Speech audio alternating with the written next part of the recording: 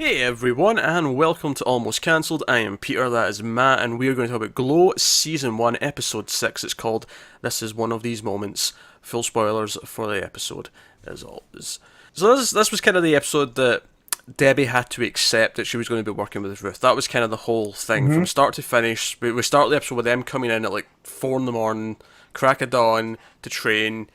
Sam's trying to get them to coexist together, and Debbie's not having it, and she's like, "Nope, find me another heel. I don't want her. Get this stupid Russian gimmick away from me. I'm better than this." And that was kind of the start of the episode. I love the kick that Sam gets out of the Russian character. Like, Mm. it's just like when one of your friends does an impression that you just really like, so you let him just keep getting dumber and dumber with it. And Alison Brie has learned to bump so well. Like, seeing her in the ring, I assume that's her, not a double. Yeah, it seemed like because she goes into the ring herself, and she's like, "Oh, I've got Hmm. the start of the match planned out," and she then starts throwing Yeah. herself around Yeah. and landing on the mat and all sorts. I'm assuming they had to learn some basics just Yeah. to do some of this Well, simple we stuff. talked. Did we talk, or was this just on the side? The Chavo Guerrero Jr. was the one that trained them. Oh, we mentioned that, yeah. Yeah, okay. So yeah. So I'm sure, but she was bumping pretty well. Better than like some celebrities I've seen that show up to WWE. Like, and granted, she had probably like a couple months to train, Yeah, but I still, mean, like, when it comes to movies and TV, when it comes to something like this, like I've seen movies where like, oh yeah, the team of soldiers in the movie spent like 3 months at a real boot yeah, camp to prepare for how they should talk to yeah, each other, how they should act, and when they're in character, and you get the feeling that here it was more like, oh no, we have to teach them how to act in the ring and huh? how to move around, that kind of thing. Huh? But I kind of like that element of the episode that it starts with Yeah, that, and Sheila's like, right, Debbie, come in, let's do this, and Debbie refuses. But then the episode yeah, ends with it eventually happening. Like that's how it ends. It's like it's really well bookended from that yeah. perspective because it sort of starts and ends with the same thing. Yeah, it's a full story. They say the best matches in wrestling tell a full story. Mm. Throughout, and here that's what this episode does because it's almost like Sam's like he's looking for another heel, but he's not trying. Like he's just kind of letting everyone do their own thing, knowing it's gonna piss off Debbie until she's gonna cycle back around to Yeah, Ruth. do you know what I liked about the Welfare Queen segment? Because obviously Hmm. there's this sort of portion in the middle where it keeps cutting back to the training gym, and the various other girls are trying their characters against Debbie. Yeah, Wolf just stands there and doesn't do anything, gives her nothing to work with. Arthur runs around, he's like, "Oh, you can't fight me if you can't catch me," and Debbie's just frustrated. I kind of like that. I like that as a character because she's going with the Mad Bomber thing.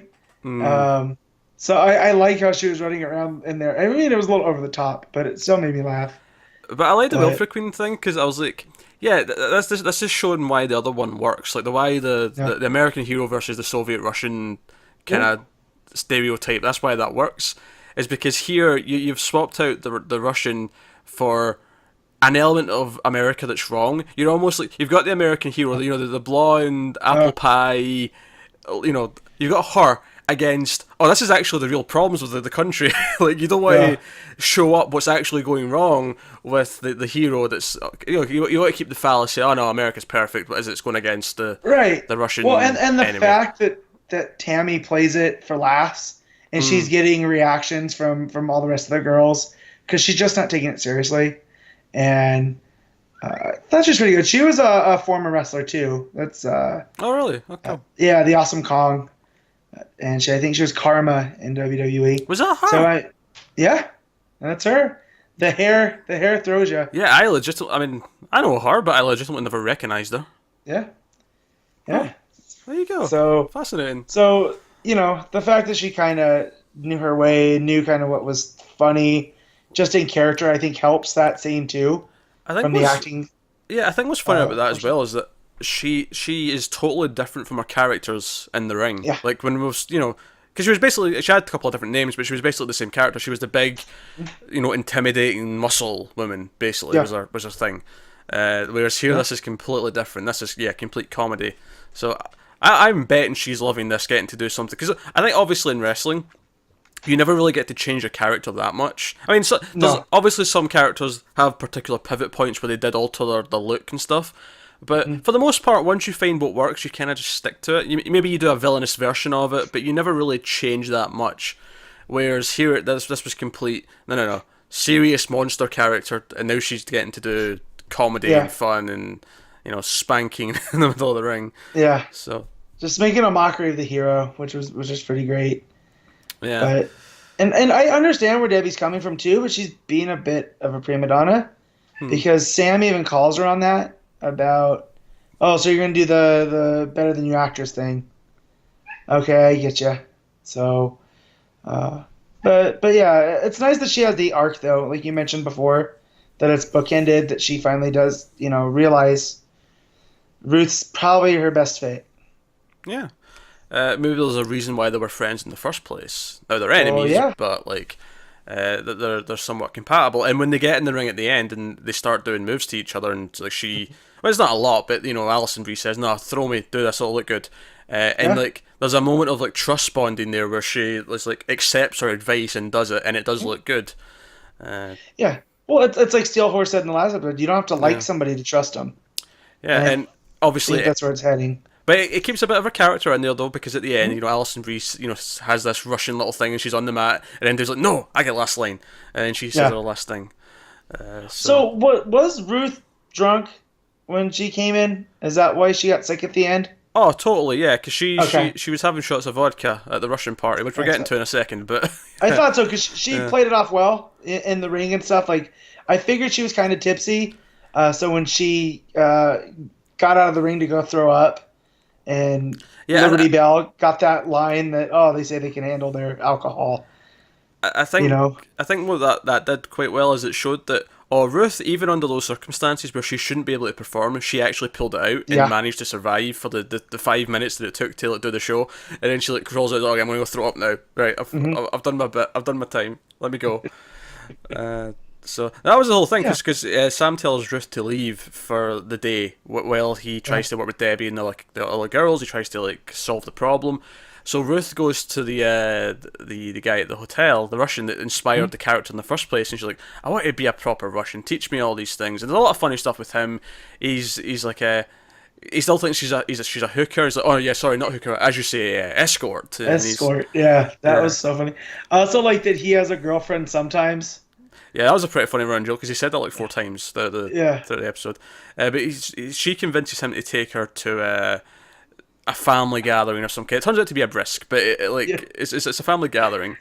So when I had no idea it was going to be a bris, and usually a bris is done for babies. Oh, of So course, when they're obviously, that's even brought up that it's usually babies. yeah, yeah, yeah.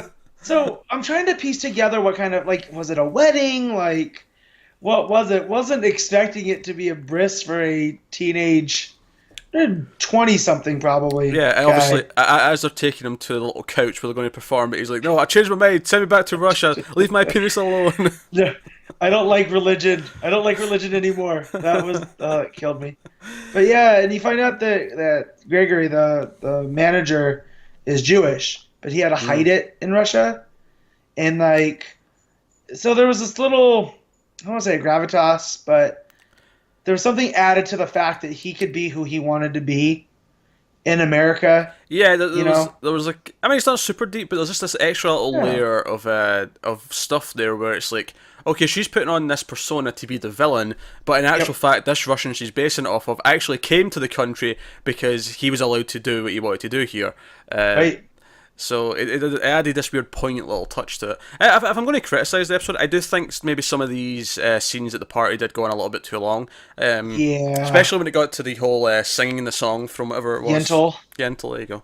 I'm like, don't give us a musical thing, please don't. And to And its I'm glad credit, they cut it off, yeah, but it did go too long. yeah. To their credit, they did cut it away after a few lines, but just the whole build up to it. Like, at that point, it was starting to wear a little bit thin. Like, okay, I've seen Alison redo the Russian accent with a bunch of real Russians now. I've gotten Yeah. the point. I didn't really need more of it per se. Yeah. But so yeah, that went on a little bit too long. But otherwise, I enjoyed most of her stuff with Gregory.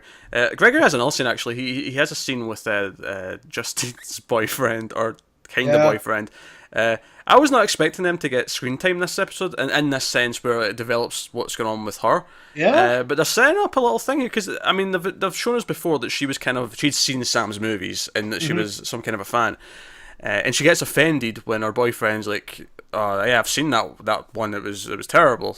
He's a hack. He copies De Palma." And he says, and then De Palma copied Hitchcock. He goes, well, then he's a hack of a hack. Yeah, and she gets upset, but she gets really upset when she finds out that Rhonda is sleeping with Sam. It maybe clouds, like, she had this artistic view of him, like, oh, maybe this kind of... Well, not, and that's what got me with her boyfriend, right? Is she goes, yeah, I'm sure your little zine that you print up is the greatest thing. And he defends its artistic integrity. So he sounds like Sam defending his little schlocky movies, you know? So I thought that was a fun little twist on that. And then you get to the Rhonda stuff and, like, Justine putting it together. She's getting him a horse. Or he's getting her a horse, rather. But, like, because I wouldn't quite say idolizes, maybe that's too strong a word, but, you know, Justine clearly has respect for what Sam does and actually likes his movies. And she confronts him about this. It's like, oh, you'll listen to the girls who are sleeping with you. You're kind of a fraud as an artist. And I mean, I think she'll maybe learn that isn't quite true. But obviously, the final little cliffhanger of the episode is she sneaks into the gym at night and steals the camera that they've been using to film stuff. I don't know what she's going to use it for. No. I'm curious. Does she want it for the footage that's on it? If so, why wouldn't you just take the tape?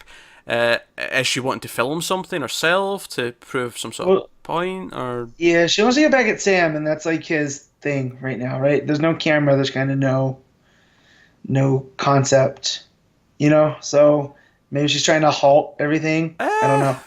Maybe. I get the feeling she's intending to do something with it. Like she's either intending to, either for a good reason, like she wants to use it to make her own character and like film whatever she's going to do, or she wants to use it for a more sort of harmful way to upset him. I'm not sure what that would be exactly yet, but I get the feeling that she wants to like prove herself or tear him down a little bit with it.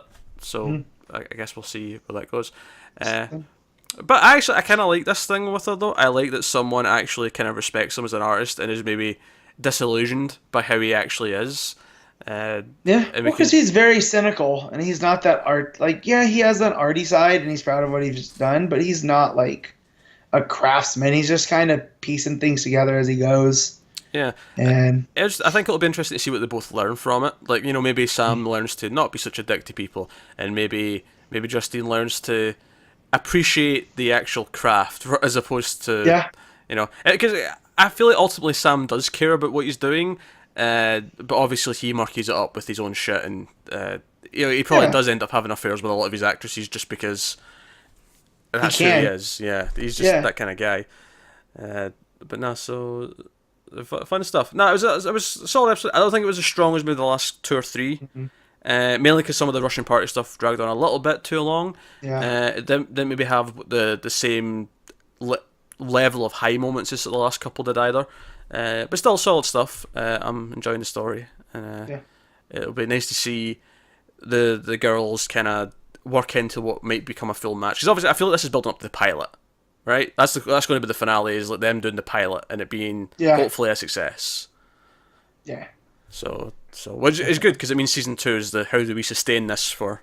And that's kind of what I'm interested in, to see the 80s in that light. Like, now you have something successful. How do you maintain it, especially in that culture at the time, which was more and more and more? Like, what happens to g.l.o.w, which is already, let's say if it takes off, these stereotypes are already so big. Where is that going to go? I don't know, but I can see the potential for season 2. Season 3, I mean, I'm not sure where that would go if we get that far, but I'm maybe getting ahead of myself. But that's episode 6 of g.l.o.w. So let us know what you thought of this episode in the comments below. Like, subscribe, all that stuff. Get us on Twitter at mailed_fuzz for channel updates. If you want to support the channel and support everything we do here, head over to patreon.com/mailfuzztv. Have a look over there and see some of the bonuses you can get for helping us out. But otherwise, guys, that is us. So thank you very much for watching once again. Keep watching TV. Have you got any vanilla?